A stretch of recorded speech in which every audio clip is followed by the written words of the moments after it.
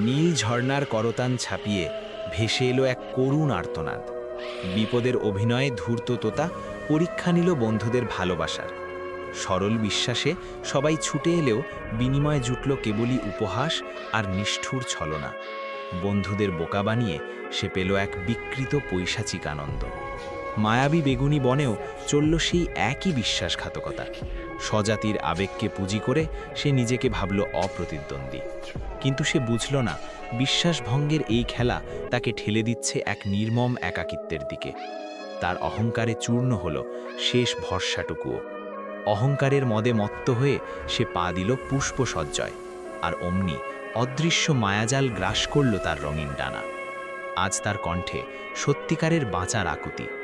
কিন্তু হায়, মিথ্যুকের সেই হাহাকার আজ অরণ্যের বুকে শুধুই অরণ্য রোদল হয়ে রইল। কেউ আর ফিরেও তাকালো না।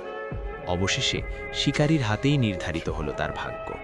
অস্তগামী সূর্যের রক্তিম আভায় চিরতরে ম্লান হয়ে গেল তার স্বাধীনতার স্বপ্ন। মনে রাখবেন, বিশ্বাস কাঁচের চেয়েও ভঙ্গুর। একবার তা ভেঙে গেলে সত্য বিপদেও আর কাউকে পাশে পাওয়া যায় না।